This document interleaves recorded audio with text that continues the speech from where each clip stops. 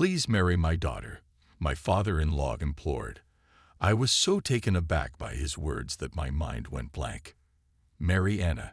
You mean me and your daughter Anna? I questioned in disbelief. Anna is my ex-wife's sister. She's probably just graduated from college. When I first met Anna, she was still in middle or high school, and I remember fondly how much I adored her. The thought of me marrying Anna is just inconceivable. After all, regardless of who it is, I have no intention of falling in love or marrying again. I'm sorry, but I can't do that. Besides, I have no plans to marry again. I intend to live alone for the rest of my life, I said, showing my respect. Then my father-in-law made an even more surprising statement. That's even better. Then our interests are aligned perfectly. What do you mean? I asked, confused. I'm Mark. 4 years ago, I lost my beloved wife, Julia. She passed away only 3 years after we got married. When my wife started feeling unwell, and we went to the hospital, she was suddenly given only a year to live. Julia endured painful treatments and fought bravely. She held on 20 days longer than her prognosis, but unfortunately, she passed away. At the time, both Julia and I were just 31 years old, and we naturally imagined a happy future with children and a loving family. But all that was lost, and I couldn't harbor any hope for the future without Julia. I couldn't imagine a happy life. That's why, of course, I don't want children anymore, nor do I intend to engage in love or marriage. I live a modest life alone, hoping to reunite with Julia in the afterlife and finally live together. I've never been religious, but I find comfort in such thoughts. Then, 4 years later, about a week after Julia's death anniversary, I hadn't seen my in-laws much since Julia's funeral and sorting out her belongings, but they contacted me after a long time. It's been 4 years since she passed. Without thinking deeply, I went to Laura's parents' house as invited. Julia's father is the CEO of a large corporation. Julia was the daughter of the CEO, and she worked at her father's company. I joined a company as a recent graduate and met Julia there. I'm not ambitious, so I never thought about promotions or climbing the corporate ladder. I was surprised to learn after dating that Julia was the CEO's daughter. Her father liked me and even talked about me being the next CEO. But after Julia passed away, I knew I wasn't the one to take over, so I resigned from the company. It was a bit awkward meeting them again after all this time. However, what Julia's father said at their house was completely unexpected. "Please marry Anna," he said. I was so surprised that I went blank. Huh? Marry Anna? Me? Anna is Julia's sister. She must have just graduated from college or something. When Julia was alive, Anna was still in high school, and I remember how fondly I adored her. The thought of marrying Anna, it's just inconceivable.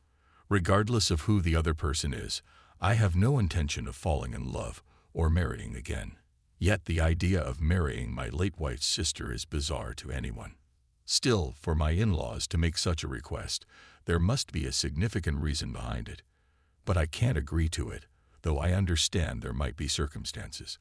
I'm sorry, I can't do it. I haven't thought about marrying anyone other than Julia. I plan to live alone for the rest of my life, I said, showing my respect. Then my father-in-law made another surprising statement. That's even better. Our interests are aligned perfectly. What do you mean?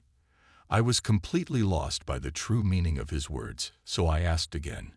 He then suggested, "Can I call Anna herself?" I was confused, but I agreed. When my father-in-law called for Anna, she quietly entered, probably from the next room. She sat down in the chair next to her father, across from me. I've seen Julia and Anna get along many times, but I can't say I'm close to Anna myself. We've only had a few one-on-one conversations, and I thought Anna would be in trouble if she asked me to marry her. I'm really sorry for this sudden request, but Anna insisted. I was shocked again when my father-in-law said that. What? Anna did. I became even more confused. Seeing my confusion, my father-in-law said, "You guys talk about this together, and left the room. There was a moment of silence, and then Anna said, "I'm really sorry for suddenly making such a rude request. I think the last time we met, I was still a student." I was relieved to see she hadn't changed much from her humble and polite demeanor back then, despite such an absurd request. "Well, yes," unsure of how to respond, I replied hesitantly, and Anna began to explain the situation. "I have a fiancé, but he was someone my father chose for me." Aha, I thought such situations only existed in dramas. Being the daughter of a big company CEO must be tough. My father loved my bright, kind, and intelligent sister Julia, and he always said he wanted you to take over the company. Losing both of them, I think he's desperate for an heir. Julia and Anna had no brothers. I guess the company really is in trouble with the successor issue. That's why he wants to marry me off quickly and prepare the next heir. But I don't want to get married, not ever. Anna's eyes showed a strong resolve, clearly indicating her aversion to marriage. It felt intrusive to ask why she didn't want to marry, so I asked what concerned me most. "Then why do you want to marry me?" She didn't seem to have any affection for me. Anna hesitated before looking me in the eye and saying, "I thought everything would be neatly resolved with you. It's selfish of me. I don't want to marry, but I have to for my father. But I don't want to be in a romantic relationship." Initially, I thought it impossible to find someone who felt the same about marriage and love, but then I remembered you said the same at my sister's funeral. That's why I'm making this selfish request. I'm sorry. I finally understood why I was being asked such an absurd thing. Of course, I don't intend to have a marital relationship or children.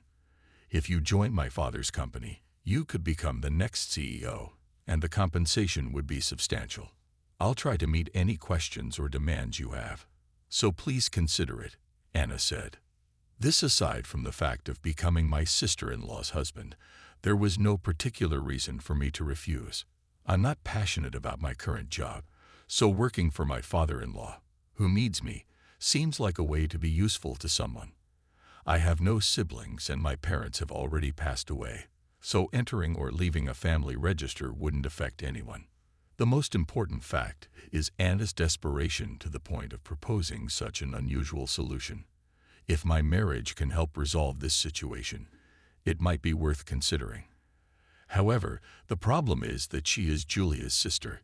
Even though there are circumstances, I wonder what Julia would think if she knew I married Anna and lived with her. Even if it's not a romantic relationship, it might not sit well with her. Of course, Julia has passed away and wouldn't know, but I still didn't want to do anything that might sadden her or make me unable to face her, even if it seemed minor. What should I do? My own feelings are strong, but Anna's desperate plea is also reaching me. That's why I couldn't respond immediately, creating an awkward silence. Then Anna stood up, her eyes filled with tears. "I know it's not something I should ask of my sister's husband, but please, I'm begging you." Although I couldn't see her face, I could tell she was crying just by her voice and trembling shoulders. At that moment, I suddenly remembered seeing a similar scene in the past. Back then, still in her school uniform, and quite innocent, Anna would cry so much she couldn't speak, and Julia would embrace and comfort her several times. It's okay, I love you no matter what, Anna. I'm always on your side." Julia's words would change Anna's expression. And then, always with a smile, she would say, "Thank you, sis," and leave. Remembering this, I finally made up my mind. If Julia could see us now, I felt like she would say, "I'm fine, so please take care of Anna." "I understand. I'll accept it." Hearing my words, Anna expressed her gratitude many times. And so, I ended up living a married life with my deceased wife's sister, Anna. But in reality, it was nothing like a marriage. We would eat separately, do our own laundry and dishes. We set up a rotation for cleaning the common areas, and since we both worked, there was no financial interference. It was more like sharing a room with a stranger, so we made thorough rules. "Thank you for accepting my proposal," Anna said on her first day at our house politely. Then she went straight to Julia's altar and prayed for a long time. This was the house Julia and I lived in. The thought of living with Anna, whom Julia adored, made me wonder what Julia would think. That day, it took so long to move in and organize Anna's belongings that, before we knew it, it was night. I'm going to the convenience store since we don't have much. Do you want me to buy anything? I asked Anna as she was organizing her room. Suddenly surprised by my question, Anna seemed to accidentally bump her arm into the shelf. Are you okay? I asked in surprise. I'm fine, sorry. Could you please get pasta for me? Anna replied. Such casual conversations had ceased completely since Julia passed away. It was a bittersweet feeling, missing Julia and feeling lonely with someone who wasn't her. I decided to eat in the living room after returning from the convenience store. It was awkward, as we had hardly ever talked one-on-one, but avoiding each other by eating in separate bedrooms felt too blatant and disrespectful. While absent-mindedly eating my ready meal, I noticed what looked like a bruise on Anna's arm. Is that from when you hit yourself earlier? Are you sure you don't need to ice it? Upon hearing my words, Anna quickly covered her arm with her sleeve. I felt something was off but didn't think much of it at the time. Was it insensitive of me to bring up the bruise on a woman? I thought, deciding not to mention it again. However, Anna's puzzling behavior continued. When Anna tried to do the dishes after dinner, I suggested, I'll take care of it. You can continue with your room. As I turned around to switch places, Anna quickly covered her neck and turned toward me abruptly. Her expression seemed panicked and angry, so I involuntarily said, I'm sorry. I reflected on whether my sudden approach had startled her. I thought I had maintained a proper distance, but, I'm the one who should apologize. Thank you for the dishes, Anna said quickly, and then rushed to her room. By this point, I already had a vague sense of unease, and that turned into certainty just before going to bed. After finishing my bath, my bedroom is right before the bathroom, so I could have gone straight to bed. But I thought it would be rude not to say anything, so I headed to the living room where Anna was. Anna was praying at Julia's altar, and seeing her devotion made me feel a bit warmer, thinking about the close bond between the sisters. As she finished praying and I was about to tell her I was going to bed, I noticed a suspicious bruise on the back of her neck from a distance. It looked like a mark left by something tightly wrapped around it. After observing her behavior throughout the day, I had a gut feeling that I couldn't just leave it be and asked, what happened to that bruise? I knew she might not like it, but I asked anyway. Anna turned around, surprised, and then tried to evade the question. Anna struggled to find her words. Sensing she had a difficult situation to discuss, I patiently waited for her next words, which came sooner than expected.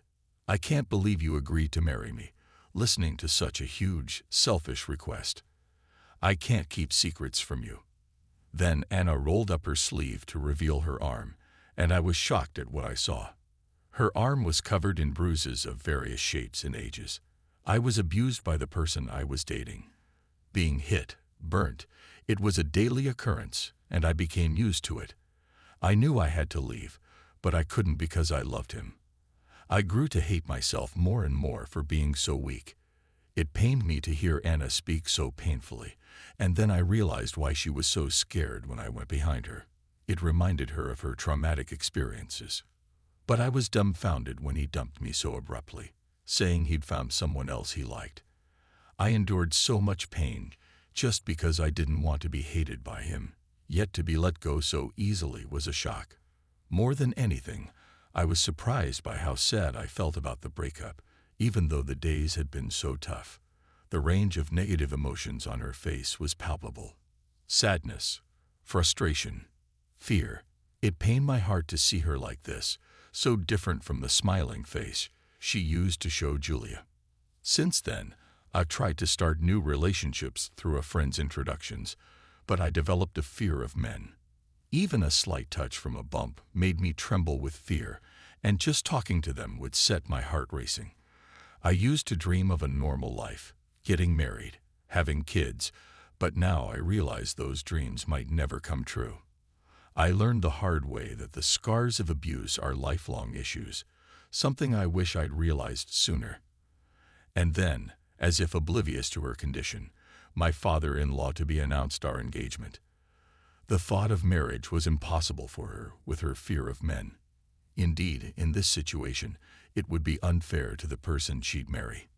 Anna, desperate to avoid marriage, thought of me since I knew her from before and wouldn't demand a romantic relationship, given her condition. Plus, it would please her father. That's how she came to the idea of marrying me. I'm so sorry for involving you in my selfishness. My sister might even be angry. What am I doing? Anna broke down, all her pent-up emotions collapsing. She cried endlessly, tears flowing one after the other, words unable to capture her pain. It was reminiscent of the times when Julia was there, but now there's no Julia to comfort and reassure her. But I'm still here, just like back then. I may not be able to replace Julia, but I can carry on her legacy. Julia would definitely not be angry. She always said she wanted to be on your side, no matter what. I'm sure Julia still wishes for your happiness more than anyone else. It's true that Julia isn't here anymore, but her love for you hasn't disappeared. So let's calm down and really think about what will make you happy, I said. Anna nodded through her tears as I spoke. Then, after she had calmed down, I made a confession. First of all, I hadn't registered our marriage yet. I showed her the paperwork for the marriage, filled out and meant to be registered today. There was no rush, so I decided to bring it back home to make sure this was really what she wanted. Anna was surprised, but I now think it was for the best. The wounds in your heart are immeasurable. Healing them might not be easy, but as long as you still have the true desire to someday marry someone you love and have children, I want to honor that wish. I'll do anything to support you as your brother-in-law. Perhaps her true feeling had been buried under fear, haste, and consideration for her parents, but Anna's true hope was indeed here. Jess, thank you so much, Anna said, tears welling up again. Thus, Anna and I managed to avoid getting married at the last minute and started living new days. Of course, we stopped living together. We explained the situation to her parents. They understood, and Anna began visiting a clinic for mental health care. Although legally my marital relationship with the late Julia had ended, the familial ties still existed. So, with her father's wish, I officially took on the role as the heir, being the husband of Julia. My stance of not marrying anyone but Julia hasn't changed, but now I have caring in-laws and a sister-in-law. Even though we're not related by blood, this alone has made me feel that I'm not living a life alone. At first, I thought marrying my late wife's sister was an absurd suggestion, but it's thanks to that proposal that I have this life now. Looking back, I think that it must have meant something. That's how I feel about it now. If Julia were looking down on us, I bet she'd say the same thing.